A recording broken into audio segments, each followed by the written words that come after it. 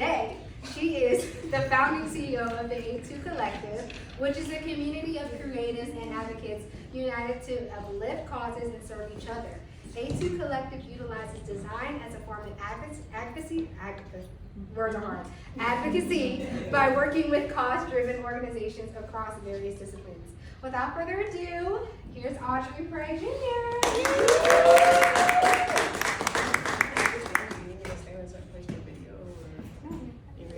This is fine. It's fine. Whatever you Would y'all feel less loved if I decided? Would y'all? Girl, do what you do.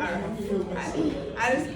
I really am grateful to be here. I just don't want to appear to be like nonchalant with it, but I love it with everybody. So it's okay. Do what you do. I'll stay seated. Thank you so much to Show and Tell. Thank you so much to Denya, my dear friend, for allowing me and trusting me with this time. I feel really grateful to be presenting here today. I feel even more loved to be around people who I've gotten to walk with as a believer during my time here in New York. So this is incredibly special for me. So just thank y'all. I just really appreciate this space. I feel already really blessed from it. And I pray that the things that we talk about will do some things, plant some soil, some seeds in your own soils to go on and do what we need to do, all right? So let's go ahead and get started. So I'm Audrey, if that hasn't been said enough times already.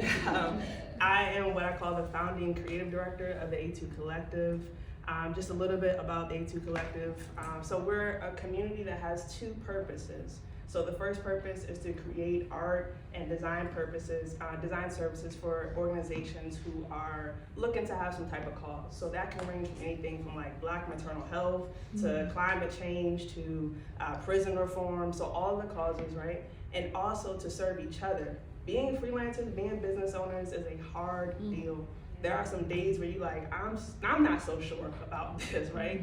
And you need somebody just to say, I'm also having those same questions. This is a part of the process. We can keep it pushing, right? So we serve to do that for each other and also offer some networking, so even some conversations around like finance and tax, things that scare you if you're by yourself in this field. And so that's what the A2 Collective is about.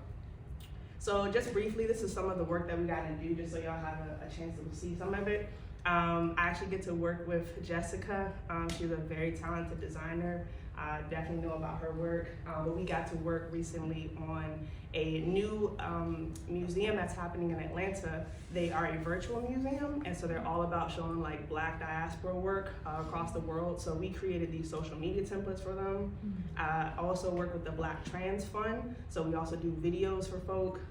This is actually a logo transformation that we did, working with an organization that works with women and girls who are involved in the justice system or are having some type of criminal record that they're working through, and also Black maternal health. So I work with Denya and Show and Tell very closely in creating like social media assets. So this is some of the work that we've done for a partner called Mama Toto Village. They're based in DC and they work with Black maternal health. So again, these are some of our clients most recently. We work with a lot of different size clients. So there's everything from Boys and Girls Club, which everybody may have heard of, to some people who maybe like in this room are like, hey, I'm starting this thing for the first time and I need some help around what branding looks like. So that's really special to me because eventually, one day Boys and Girls Club was a starting of a business, right? And so all of us can aspire to these different levels if we want them. Our businesses don't have to grow to be something that takes over the world, right? It really should just be what we're called to do. So just wanted to show the span of different clients that we've been working with. And my awesome team that I get to work with to do it, y'all. I get to work with some really amazing people. You'll see Jess, you'll see Denya, and you'll see a lot of our other team members, videographers, web designers, illustrators, voice actors, anybody really who is creating content that can uplift the voice of an organization, right? So I just wanted to, spaz by my team a little bit. So because I think it's important for you all to know what we're about to get into, I'm gonna list out this expectation here. We just wanna talk about truth, all right? When I prayed about this, when Daniel was like, yeah, so can you speak? I was like, speak like, hey, my name is Audrey, and like she was like, no, like actually I talked for a little bit.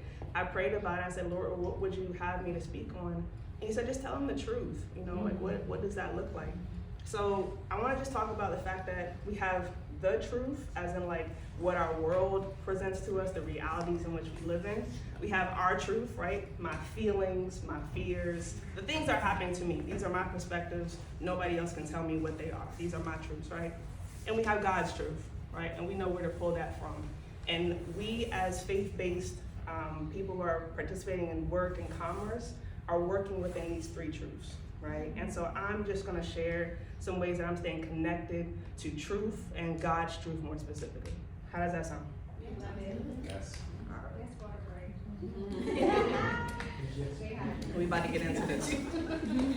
All right, so the first truth I wanna let you know is when I first left college, I was not interested in being a freelancer. I was not interested in having my own business. I was very much interested in working at somebody's desk, having a 9-to-5, getting paid on somebody's payroll, right? I did not want to have a loose career. It made me feel less stable. It made me feel like I didn't have like a clear way that I was going to like grow as a professional. So I moved here to New York in 2014. I worked for Nickelodeon. I was doing, at first, a lot of creative things, right? Like I was gonna do what I wanted to do. And then things changed in the company and I had to start working in a very administrative capacity. So I was very much an art kid, doing things in Illustrator, designing, and I came here and I was working in Excel sheets and had never done that before. And not only was doing it, but being evaluated on it. And I found myself very depressed, very tricked. I felt really hurt that I was in this job that told me that I was gonna do one thing and then I wasn't doing it, right? Instead, I was booking travel, I was doing expenses, I was working calendars, and that felt really disheartening because I felt like, why am I in this space? However, today, I do those very things for my own business, thank God. So I wanted to share that just for anybody who may be here and may be in their job and saying like, I feel so disconnected from where I am today with where I want to be later. I don't see how this is adding up. But I promise you in my story, I have found that the things that I was so upset that I had to do at work, God already was working in that space for me, right? So like, I just want to keep that in mind that even though we don't see why certain tasks have to be done in that time, they do manifest into bigger things, and you don't know why God is building that skill inside you. Because I would not be able to be the business owner I am today if I didn't know how to work Excel, if I didn't know how to do it in my own expenses, if I didn't know how to book travel. So I just wanted to mention that. So I did eventually leave Nickelodeon, and I started to design for a nonprofit that's close to here. It's called International House. It's a place where you can actually live if you are looking to study in New York, but you don't live in New York housing, as far as like at NYU or something like that. So they do a lot of cultural events and things like that. And I noticed their posters were struggling. So I knocked on their door and I said, hey, I actually can offer this skill. Would y'all be interested? And they said, yes, of course we would. So I started working a little part-time on the side of working at Nickelodeon. So I'm working at Nickelodeon. Really, really sad. I'm also designing on this side. Nickelodeon ended, and then I started working here. So I was first I was a freelancer, and then they were like, okay, come on staff and be an intern. Do not be afraid of a demotion. I was not afraid of having come out of a space and taking an intern level area because it was important for me to shift. So if there's ever those moments too, be encouraged. It's an opportunity. Don't get focused on the title. So I was the intern, and then I became the creative lead, right? So now I am leading all of the design and publications for this nonprofit, this global nonprofit, at this very young age in my career. I'm getting to do things that I would not be able to do, and I'm really enjoying it. And this photo is like of a marathon that we did. So they were running to raise funds for mental health of the residents in the building. And I designed the logo, designed the hats, I designed the colors, and I just really love designing for causes that were just beyond me. It meant a lot to be able to touch these many things with just like working on this here little laptop, and it turns into all of this right here. Then something called COVID happened. This wild thing took over called COVID. And they hit me up and they said, hey, we need to move everybody to part-time. So I said, well, I don't know, that makes me really nervous because I, need this to be stable. And the Lord started to speak to me and say, they are not your source of stability, right? Like, it's so easy to start to feel like, okay, I gotta have this job. Remember, I'm the college girl that wanted a 9 to 5 at a desk. So I was very much like, this is what gives me the means to provide. And the Lord was like, you are the ability to have a business. These people have a business. They are making business decisions by saying, all right, we need to move you to part-time so we can save the money that we need to make. I need to start thinking the same way. And so with all that I could muster up, it wasn't that I was super confident. It was just that I started trusting God better. I said, hey, I think I'm gonna go ahead and head out. I don't wanna do this anymore. So they said, girl, that sounds crazy. They were like, I don't know, in the middle of a pandemic, I don't know, Audrey, you're young. I'm sure you think that freelance is the right way to go right now. I'm sure you think this is gonna be fun, but it might run out eventually, right? Or, this can't be for so long, it's not so permanent, right? But I had to remember a few things, right? The truth is yes, freelance is not easy, and there are real bills that have to be paid, right? There's the reality of that in our world. My truth was that I had also reached the ceiling of what I could accomplish in that space, and I needed more, right? And I wanted to go. And God's truth was, I don't have to allow this place to tell me what my capacity and my capability can be, right? So I'm combating those things, and something that is so amazing, First Lady, that you're here, because I've done some deep discipleship with First Lady. And the thing that I learned in that discipleship, one of the things is that it's important to have a life verse, right? So my life verse is 1 Peter 2:9, right? So like, when there are things around me where it's like, okay, the world is saying that like, it's gonna be difficult to be a freelancer at my age. It's gonna be difficult to do this, like in New York during a pandemic. And people don't make these decisions, like they don't really have sometimes the means to do this. This verse starts out says, but you are not like that. You're not like that. You're not the type that gets afraid, based on what this world shows you. You're not the type that just take advice from somebody who hasn't done it, right? Like, these are people who also hadn't stepped out, who were afraid. They were like, I tried it, or I'm afraid to try it. I'm gonna also offer this as advice to you that you don't do it. That's not advice, that's just transferred fear, right? So it's important to name that as well. So this verse says, you are not like that, for you are a chosen people. It means that we're distinguished. It means that we're already called out to do amazing things, right? That's the exciting part. It says, as a result, you show the goodness of God. It means that my life can actually be something of an example. They can look back and say, dang, we told that girl that wasn't gonna be a good idea, and here she is on LinkedIn celebrating yet another victory. How is this happening? How is this happening, right? So that's the exciting thing, and we get to do this because we are called and chosen. That's God's truth. So that's the first thing that I start out with here. So this is our team. We be on LinkedIn and Zoom and talking and everything like that. There's more of us, but this is one of the first teams that I got to, team pictures that we got to take. And it was really special to me, because again, it was coming from wow, they told me that this wasn't gonna be the time. Not only is it a time, but it's growing. I have always spoken in we. Before I even had like a team, on email I'd be like, we will get back to you. Thanks for reaching out to us. Like, all of that. It'd be me and a teddy bear and the Lord. It was important, y'all. It was important. So I thank God that actually now we do have a team. So what I'm gonna get into are 7 ways that I'm staying connected to God's truth. And each of these are gonna be grounding that I use and things that I'm learning currently right now, okay? All right, let's do it. So the first one is all credit belongs to God. That is something that's so helpful, and when my mind starts to whirling about, am I gonna be successful in this? Is this business gonna work out?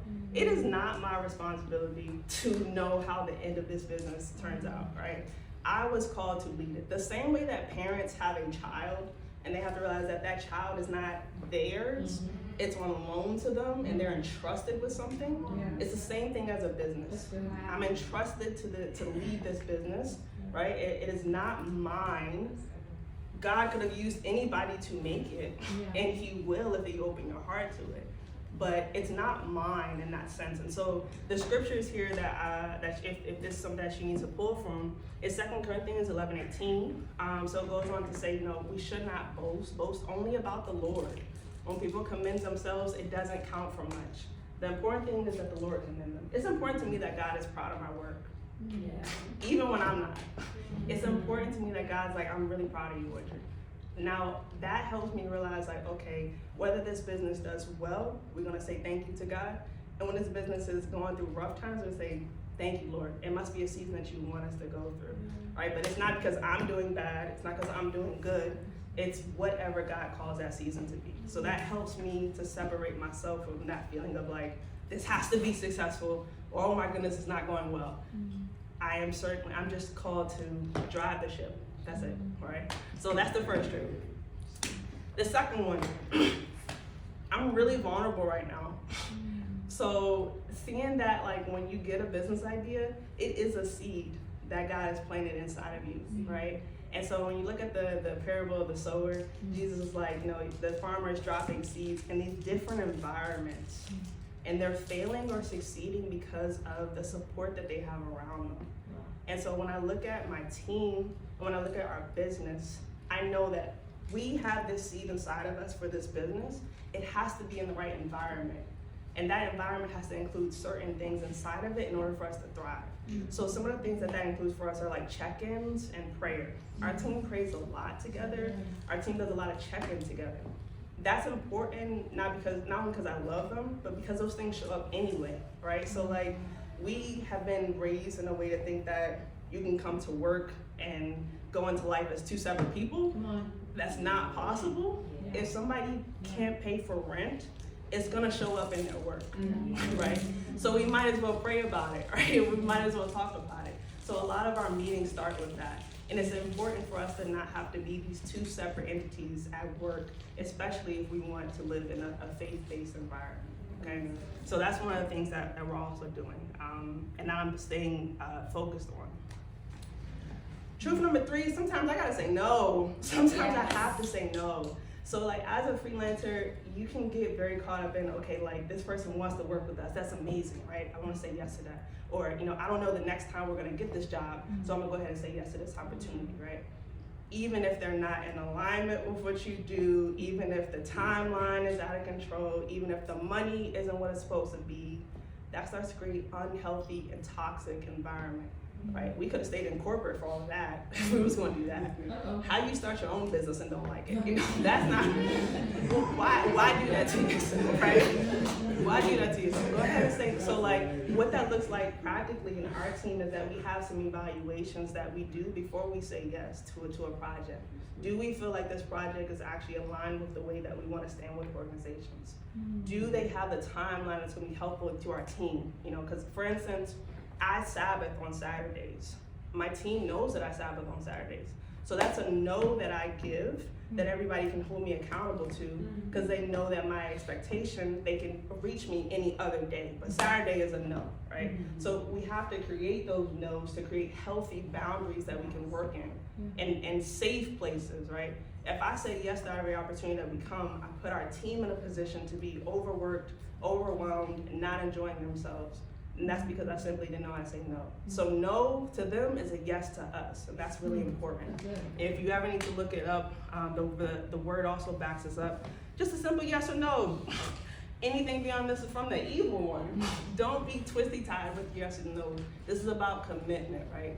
And when we have healthy commitments, we can have also healthy expectations. So that's the one. Number 4, y'all have maybe heard this verse before. It's a little famous. Money reveals our priorities.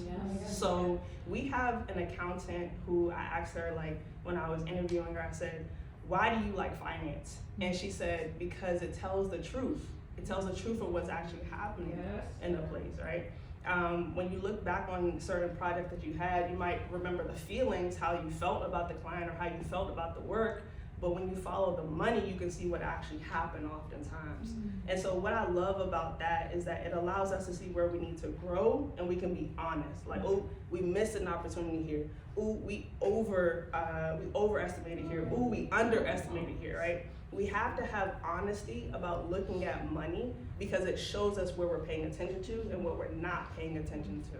So I would definitely recommend this truth as well, is just to look at where your money is going, because there's some priorities being set there that are valid to consider. How y'all doing? Y'all good?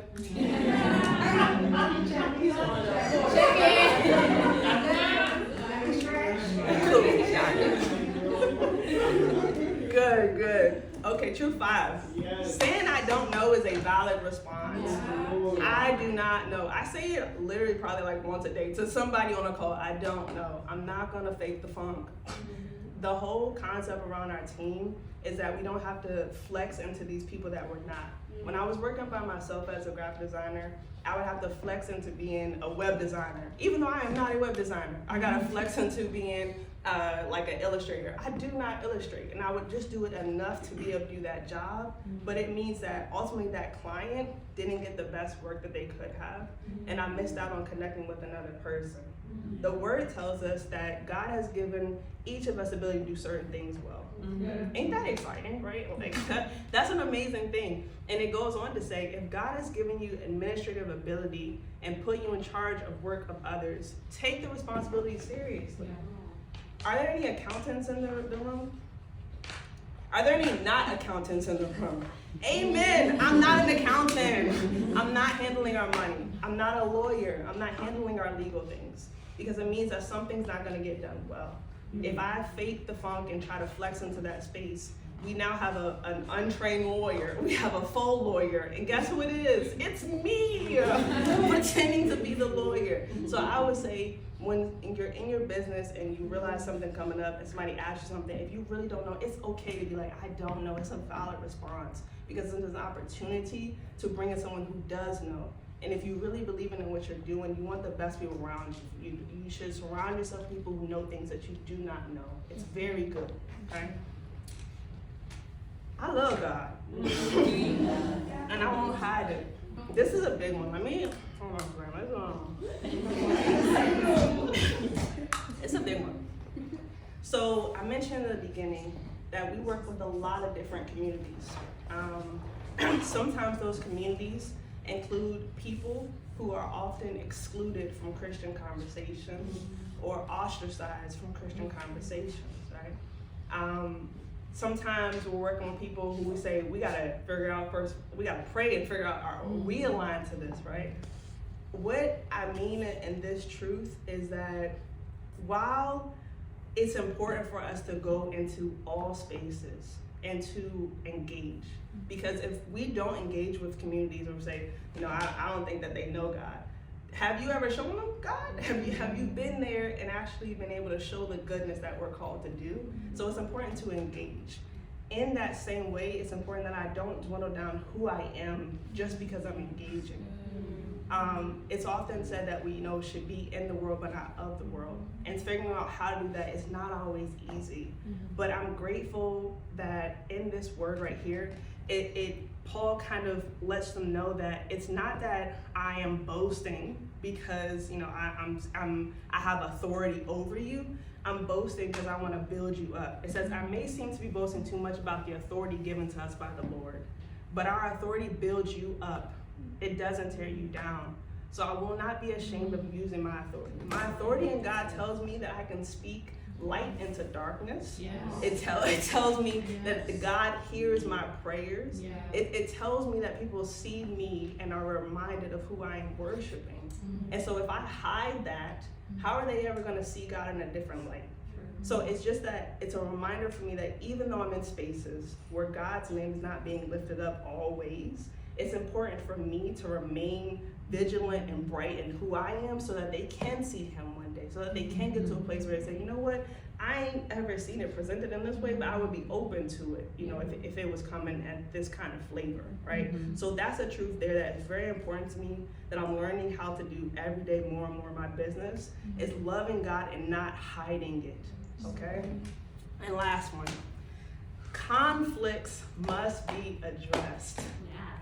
Conflict makes me uncomfortable because I love what I get to do, but I realize that in conflict, I start to think too much about myself. When something's happening that's making me tight, I start to think about how I want to feel, how I want that person to feel, what can I say to make them feel what I think that they should see, it's way too much. And again, at the beginning of this presentation, I told you, this business is not about me. It's about something that God's called me to do, right? So when there's something going wrong, it's not that that person has hurt me in something, it's that we have both agreed to be in something that we're called to walk in, and if expectation isn't being met, we're not handling the business, right? It's not about how I feel, it's not even really about how we feel, it's about what we agreed to do and the commitment that we made to it. And if adjustments need to be made, then let's do that, right? So similar to what Paul mentioned here, I kind of like to write some things. So Paul says, I'm writing this to you before I come, hoping that I won't need to deal severely with you when I do come, right?